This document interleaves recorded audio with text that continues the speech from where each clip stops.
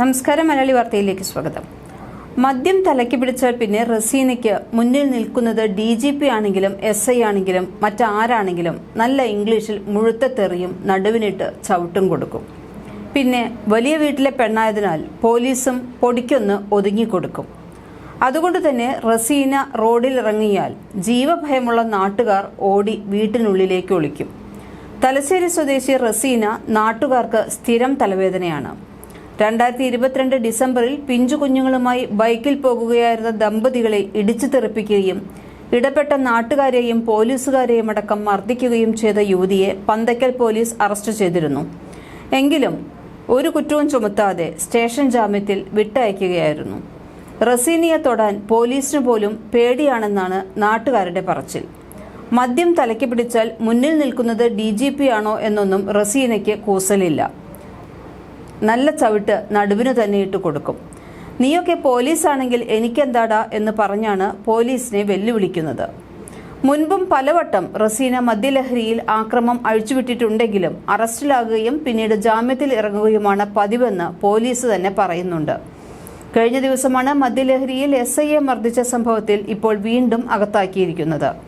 14 ദിവസത്തേക്കായിരുന്നു ഇതിനു മുൻപ് റിമാൻഡ് ചെയ്തിരുന്നത്. പോലീസ് ഉദ്യോഗസ്ഥന്റെ കൃത്യനിർവഹണം തടസ്സപ്പെടുത്തിയതടക്കമുള്ള വകുപ്പുകളും ചുമത്തിയിരുന്നു.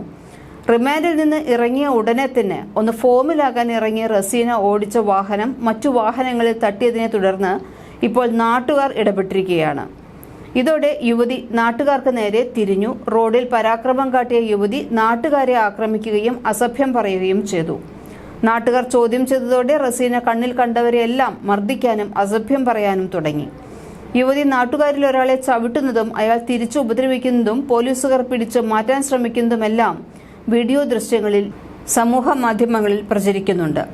പക്ഷേ യുവതിയെ രക്ഷപ്പെടാൻ നാട്ടുകാർ അനുവദിച്ചില്ല. ഇതിനിടെ പോലീസ് എത്തി ഇതോടെ കസ്റ്റഡിയിലെടുക്കുകയും ചെയ്തു. തുടർന്ന് പോലീസ് സംഘം യുവതിയെ തലശ്ശേരി ജനറൽ ആശുപത്രിയിലേക്ക് വൈദ്യപരിശോധനയ്ക്ക് കൊണ്ടുപോകുന്നതിനിടെയാണ് വനിതാ SIക്ക് നേരെയും ആക്രമണമുണ്ടായത്. റസീനയെ പിന്നീട് കോടതിയിൽ ഹാജരാക്കി റിമാൻഡ് ചെയ്തു.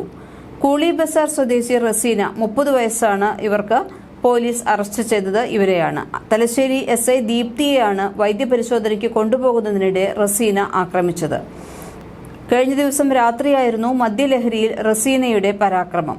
ഇതിനെതിരെ നാട്ടുകാർ അതിശക്തമായ പ്രതിരോധമാണ് തീർത്തിട്ടുള്ളത്. റസീനയ്ക്ക് പിന്നിൽ ഒരു വലിയ റാക്കറ്റ് തന്നെ ഉണ്ട് എന്നാണ് നാട്ടുകാർ പറയുന്നത്. അതുകൊണ്ടാണ് പോലീസിന് പോലും ഇവരെ തൊടാൻ പേടിയും.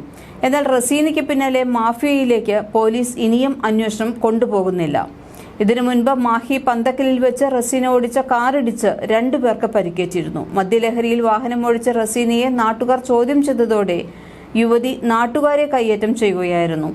സ്ഥലത്തെത്തിയ പോലീസിനു നേരെയും കയ്യേറ്റ ശ്രമമുണ്ടായി. തുടർന്ന് മാഹി പന്തക്കൽ പോലീസ് ബലം പ്രയോഗിച്ചാണ് റസീനയെ കസ്റ്റഡിയിലെടുത്തത്. സമാന സംഭവമാണ് ഇപ്പോൾ വീണ്ടും നടന്നത്. അക്ഷരാർത്ഥത്തിൽ മദ്യപിച്ച് അഴിഞ്ഞാടുകയായിരുന്നു റസീന എന്നാണ് റിപ്പോർട്ട്.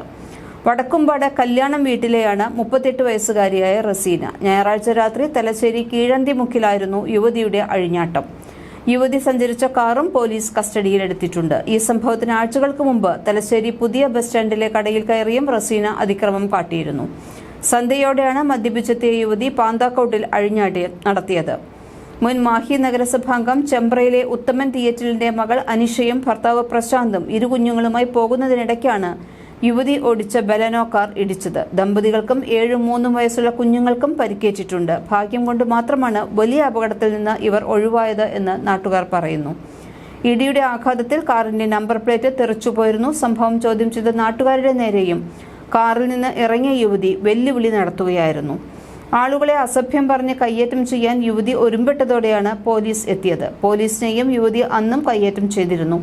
തുടർന്ന് ബലം പ്രയോഗിച്ച് കസ്റ്റഡിയിലെടുക്കുകയായിരുന്നു. ഇവർ ഓടിച്ച കാറിനുള്ളിൽ നിന്ന് മദ്യക്കുപ്പികളും കണ്ടെടുത്തിട്ടുണ്ട്.